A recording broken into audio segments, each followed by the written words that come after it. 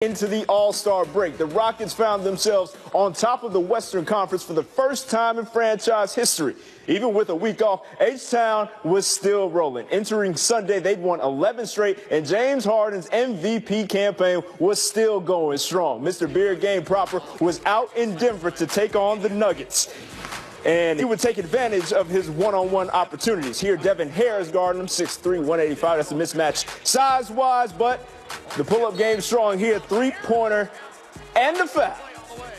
That's four the hard way for those counting at home. Less than 3 minutes to go in the second quarter, Nikola Jokic. Now, he's special. The guy can do just about everything offensively, but defensively, James Harden goes show him you ain't got nothing on me. Drains the three ball from the right wing. 27 points, 5 of 8 from three-point range for Harden in the first half. Fast forward to the fourth quarter, ain't nothing slowing down for him.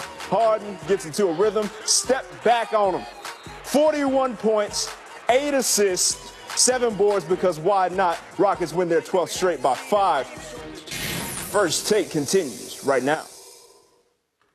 Yeah, they do. Trevor, appreciate you. James Harden, arguably the runaway MVP in the NBA this season, but Rockets GM Daryl Morey took things a step further at the recent Sloan Analytics Conference in Boston, saying James Harden might be the greatest ISO player ever. Stephen A. Smith, do you agree?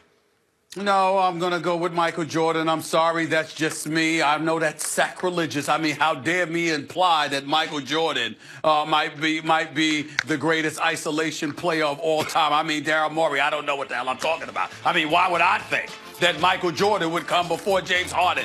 The blasphemy, okay, coming out of my mouth. I mean, please give me a break. James Harden is a superstar. He's my league MVP. He's absolutely spectacular. I'm going to put names like Jordan and Kobe ahead of him. I'm going to take into account today's game, the lack of physicality that exists in it, which was evidenced last night by Denver defending against him. Those were some ticky-tack fouls that got called against some of Denver's defenders going up against James Harden. You could see the frustration all over their body. It got to a point where they couldn't blow hot air in his direction because they might have got called for a foul because of that. James Harden would be a star in any era as far as I'm concerned because he's just that legit in terms of isolation players. The way I'm looking at him right now, that handling, the shooting ability, etc., I'd put him top 5 all time in terms of one of those isolate for the specific category of isolation players. I'm not trying to take anything away from him, but to call him the greatest ever, for Daryl Morey to say that, I would appreciate Daryl Morey at least taking into account what was allowed in the past defensively and what's not allowed now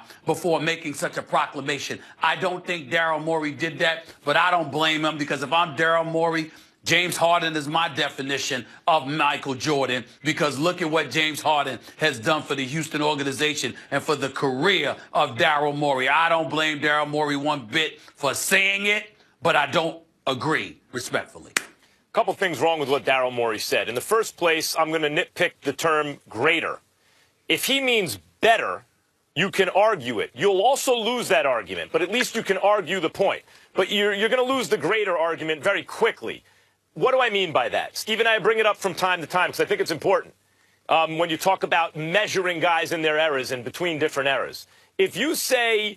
like take track and field, right? That's the one sport that's measured completely, objectively. It's no one's opinion. This guy ran the 100 meters in this amount of time.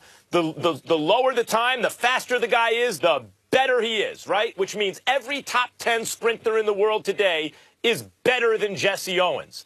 But would you come out and say the 8th best sprinter in the world today is greater than Jesse Owens? No, because when we say greater, we're talking about how they fared against their contemporaries. The game has changed, and so Harden has the three-point shot also in a way that Jordan didn't have, at least until later in Jordan's career when he was a much better three-point shooter than James Harden's ever been, incidentally. But nevertheless, at first, Jordan wasn't hitting threes and all that. But Michael Jordan in his league was far more dominant.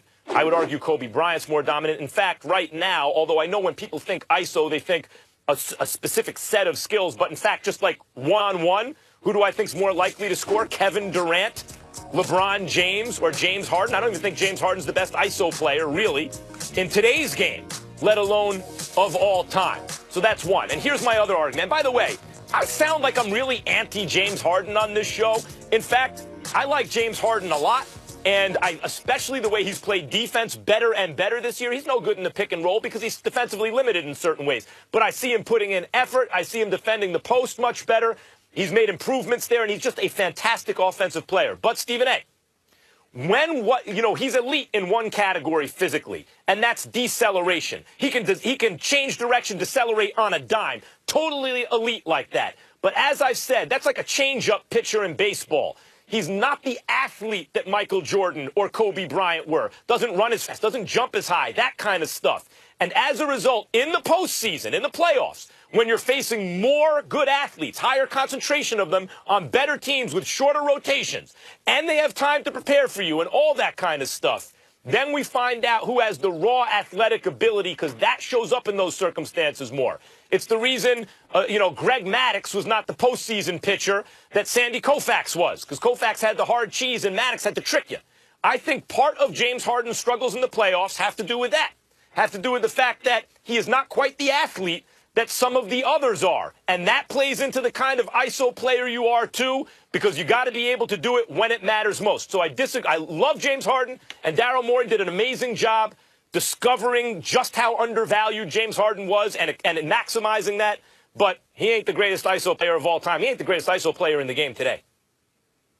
That would be... I have nothing else. I have nothing else to add, Molly. Okay, well, that's a first. When we come back, Tiger Woods finishing better than he has in any tournament in a long time. But Stephen A. is ready to pump the brakes on those riding the Tiger bandwagon. You do not want to miss his final take on that subject.